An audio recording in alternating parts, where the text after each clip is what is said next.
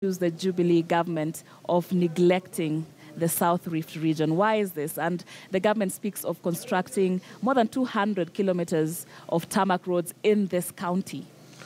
Yes, it must be in another county which I'm yet to see, because in this county we've not seen 200 kilometers of road.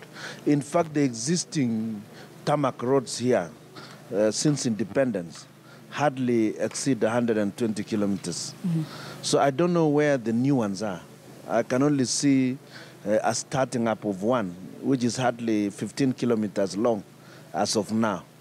But the same government also says that you stand in the way of development projects. For example, the Bosto water project in the county. There is no problem, and I'm not even aware that Bosto project has stalled. Are they telling me that they have stopped doing the Bosto project? On the Bosto project, we actually did consent. And my officers in the Ministry of Water have participated in a lot of discussions about the Bosto water project. Mm-hmm. It wasn't a great idea, because that is a project that is likely to deliver water several years from now. Right. But we ourselves would ordinarily have been more keen on the ones where we would have gotten quick returns, like, for example, the one for Kibusto water supply, mm-hmm. which is in Longisa area, Chemaner. We would have also done well with another one, which is at around Mugango, which is almost complete. We needed very little money. Mm-hmm. We would also have done with a little bit of upgrading of one in Chebangang area, that is in Konoin. All right. And we wouldn't have rushed immediately to Bosto, because we have got a little housekeeping to do first, mm-hmm. for people to have some water somehow running. All right. And then that is a futuristic project, which is major. They say they have invested 20 billion. They are yet to start. They have not even gone into the forest. They are starting a dam right in the middle of the forest. The one we have in dispute with them is the Itare water dam, mm-hmm. which is at the source of several rivers coming this way. And we have no idea what the technical issues are, including stability of the soil. Right. We're not even sure about its effects on the flow of water, mm-hmm. and the safety of that dam being at 2,300 meters above sea level, and all of us are living below 1,900. So we are wondering, what are the safety precautions? We are aware all over the world dams are facing fresh scrutiny. All right. And just talking about water shortages, earlier on I was speaking to a youthful candidate vying for a seat here in Bomet Central constituency, saying that he's 23 years old, saying that the main reason he's vying for this seat is to address the water issue, which is rampant, yes. in this county. Yes. So in your tenure as governor, what has your county, what have you spearheaded yourself as part of solutions to this problem here? For example, just 4 days ago, we launched a 250 million shilling gravity water supply system that will address water shortages in 2 constituencies, 60,000 households, both in Chepalungu and Longisa, Kipreres areas, that is the lower part of Longisa. But we would have addressed it much more strongly if the resources were allowed, and if the national government had actually respected the fact that water reticulation is a function of the county governments. Mm-hmm. But they have not respected that. Now they are telling us, wait for them to do the rivers, to do their major water projects. Yet they have not been able to deliver any in the last 4 years. Mm-hmm. The ones that are complete are the ones we did. All right. And youth unemployment also is a big issue here. It's a big issue nationwide here. As both a governor here, how has this been? How has unemployment continued to be a problem in your watch? And as a NASA co-principal, this is an issue that has been turned as a campaign item time and again. And the young people of Kenya want to know specifics about how this problem is going to be addressed once and for all. Yeah, I'm in agreement with you. In fact, part of my serious disagreement with the Jubilee is the way they are handling issues to do with how to address youth unemployment. And it's not just a question of youth unemployment. It is unemployment generally. It includes even people who are 40 years, 50 years. Right. And we have got to address it holistically. It's not a question of employing one who just finished university to teach. But why has that, this been a view, problem in your county? The most important thing is is to address the question of falling household incomes. You have got to look at the source of unemployment. If we had better household incomes, then there would be better disposable incomes. Then you will even have investors investing locally because people are able to spend. People are able to use certain other goods so that the investments will both be at the government level and also at the private sector level. Because it's not just that everybody will be employed in the formal sector. So the most important thing to address is at the macroeconomic level, that we must now look at a solution that will ensure that household incomes start growing. You see, we have reached a stage in this country where even people can't afford food. The moment you can't afford food, that is a very dangerous signal because it means then there is no saving, that there is no surplus. There is no surplus production at the local level. Issues that used to be produced in Kenya now is almost all being imported. But Governor, so we are really wondering how we are going to move. Because with ICT, IT around, if we were to develop that sector, it could even absorb a few of the youth. But that is just one part. We also have another group that didn't finish secondary school, didn't even finish standard 8. And these are still productive labor that can be utilized. But the question, Governor, remains, what is the role of county governments in this, county governments, in devolution, in this particular setup now?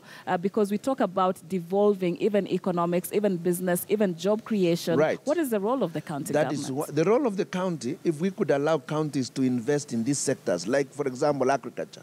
In this county, we've invested on the dairy sector.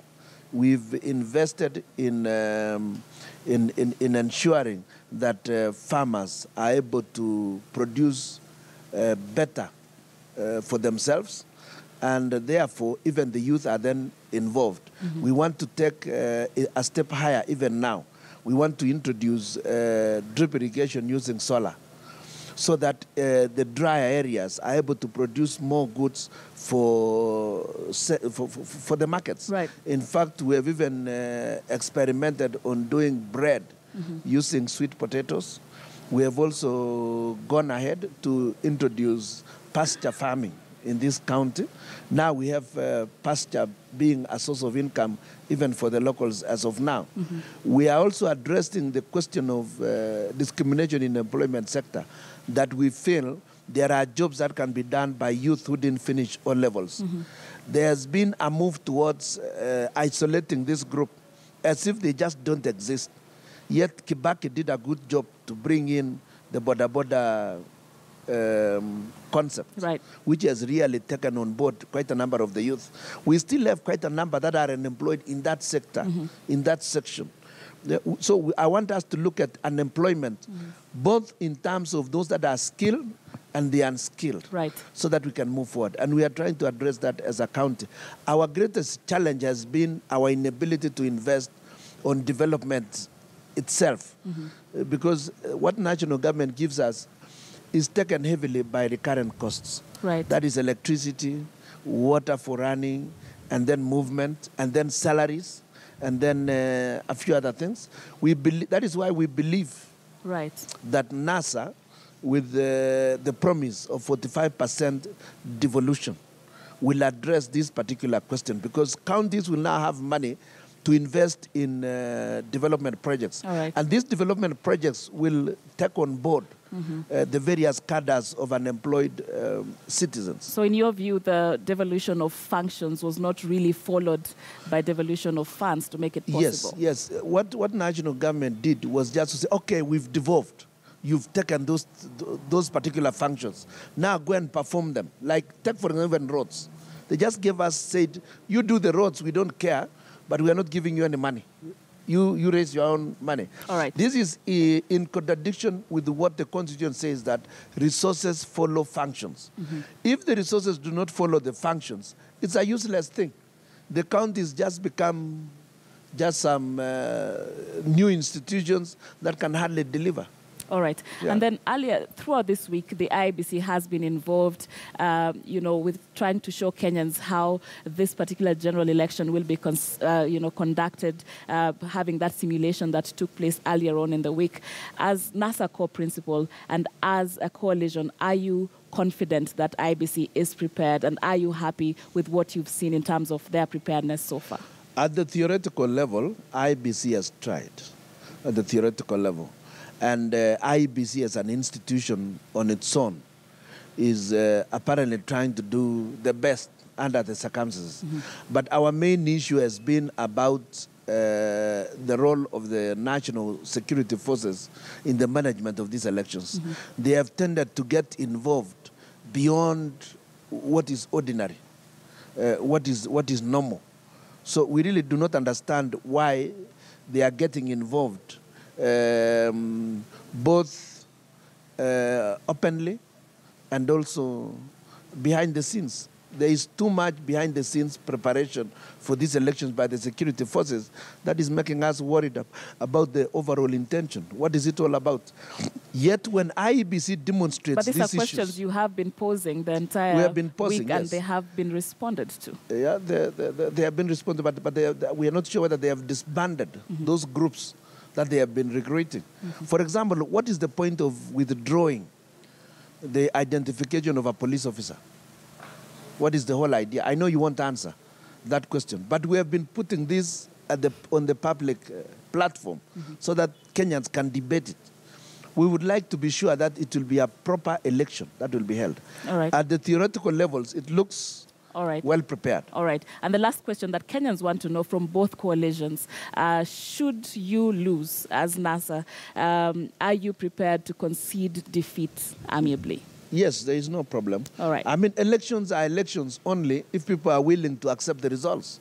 They would cease to be elections if either parties would refuse to concede. And in fact, that's what we've been asking. We have been suspecting that probably Jubilee has no intention of accepting the results. We would like to accept the results as they come. All right. The only thing that is important is to have free and fair elections, to be seen to be fair. These elections must be transparent, you can see it, and that is why there should be no problem in people tallying these results. Thank you very much, Governor, for your time evening. And Isaac Ruto, the Governor of Bomet counties, whom I've been talking to, and that's where we wind it up for this evening. My name is Sharon Momanyi. Over to you, Betty. All right, thank you very much, Sharon Momanyi, coming to us live from Bomet County. All right, so like I mentioned earlier on, tonight here on Kivumbi 2017, we're focusing on what your opinion really is and your expectation as a Kenyan about this election, which is just 3 days